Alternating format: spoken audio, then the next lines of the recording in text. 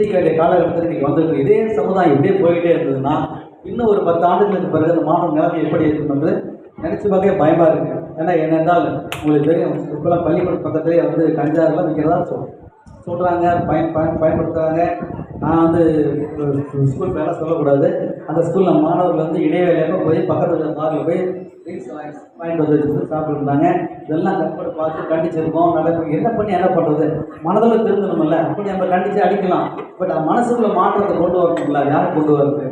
இந்த மாதிரி ஆன்மீக கருத்துக்களை சொல்லி இந்த மாதிரி ஆன்மீக இடங்களுக்கு சொற்பொழிவுகள்லாம் கேட்டால் தான் அந்த மாற்றங்கள் கண்டிப்பாக வரும். அதை விட ஒரு சின்ன ஒரு விஷயம் சார்ட்ட சொல்லணும். சந்தேஷ் அவர்கள் வந்து ஒரு பாரதி புத்தகங்களே ஒரு புத்தகடை வச்சுருந்தார். அவர் அடிக்கடி போவேன். அற்புதமான புக்கெல்லாம் வச்சுருப்பார் சார். நான் அப்போ தான் எனக்கு ரொம்ப அவருக்கு டீப்பாக பழங்குது. அப்போ தான் நிறைய புக்ஸு அப்போ கிஃப்ட்டு கொடுக்குன்னா புக்கு தான் கிஃப்ட்டு கொடுக்கும். அப்போ அந்த ரொம்ப நல்ல விஷயம். இப்போ நம்மகிட்டே பாத்திரம் கொடுக்கும், மற்ற என்னமோ கிஃப்ட்டெல்லாம் கொடுக்குது, அதெல்லாம் பிரயோஜனம் இல்லை. நம்ம ஒரு கிஃப்ட்டு கொடுத்தா ஒரு 1000 ரூபாய் 500 ரூபா போட்டு அற்புதமான புத்தகம்லாம் விற்கிது, வாங்கி கொடுக்கணும். சாருக்கு நிறைய புத்தகம்லாம் வாங்குவேன். அதெல்லாம் நிறைய ஒரு சார் வந்து நிறைய படிச்சுலாம் இன்றைக்கி வந்து அவங்க ஆன்மீகத்தில் சின்ன வந்து அது ஒரு காரணம் இருக்குமான்னு டவுட்.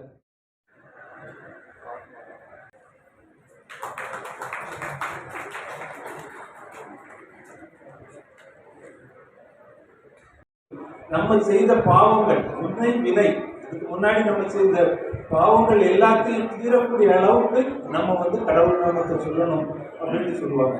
ஸோ அது வந்து எனக்கு ரொம்ப வாழ்க்கையில் பதிஞ்சது. ஸோ அதை வச்சு நாங்கள் எப்போவுமே நம்ம வந்து சும்மா இருக்கும்போது கடவுள் நாமத்தை சொல்லிக்கிட்டே இருக்கலாம். இதை வந்து இங்கே இருக்கக்கூடிய எல்லாத்துக்குமே நான் சொல்கிறேன், சின்ன குழந்தைகளுக்கு பெரியவர்களுக்கு எல்லாத்துக்குமே. நம்ம வந்து இந்த இதில் பண்ணோம்னா நம்மளுக்கு ஒரு இன்ட்ரெஸ்ட் வரும், நம்ம சொல்லிக்கிட்டே இருக்கணும் அப்படிங்கக்கூடிய எண்ணம் வரும். அதை எங்களுக்கு எல்லாத்துக்கும் அந்த கைடன்ஸ் கொடுத்த விஜயகுமார் சார் அவருக்கு நன்றியை தெரிவித்து சொல்கிறேன் இந்த மேடையில்.